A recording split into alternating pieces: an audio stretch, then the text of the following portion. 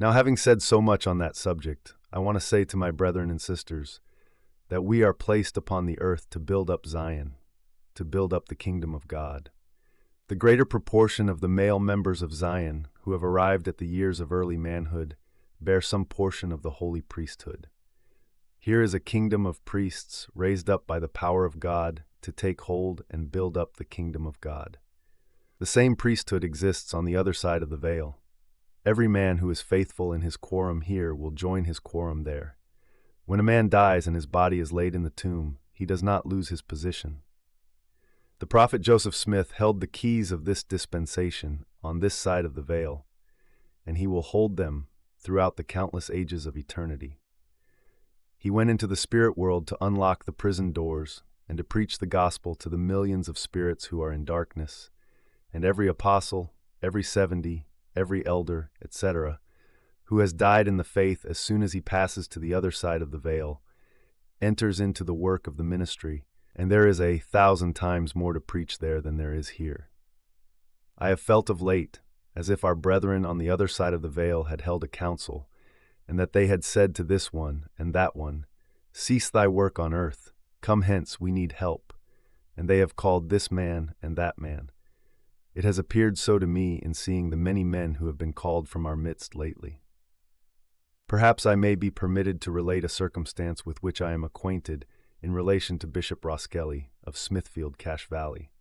On one occasion he was suddenly taken very sick, near to death's door. While he lay in this condition, President Peter Morgan, who was dead, came to him and said, "Brother Roskelley, we held a council on the other side of the veil. I have had a great deal to do, and I have the privilege of coming here to appoint one man to come and help. I have had 3 names given to me in council, and you are one of them. I want to inquire into your circumstances." The bishop told him what he had to do, and they conversed together as one man would converse with another. President Morgan then said to him, "I think I will not call you. I think you are wanted here more than perhaps one of the others." Bishop Roskelley got well from the hour.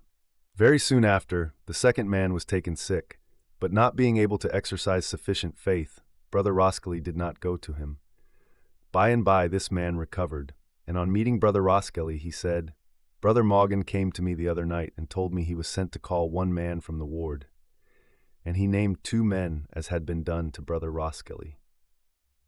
A few days afterwards the third man was taken sick and died. Now I name this to show a principle.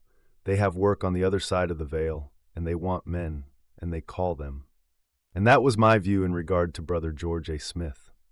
When he was almost at death's door, Brother Cannon administered to him, and in 30 minutes he was up and ate breakfast with his family. We labored with him in this way, but ultimately, as you know, he died. But it taught me a lesson. I felt that man was wanted behind the veil. We labored also with Brother Pratt. He too was wanted behind the veil.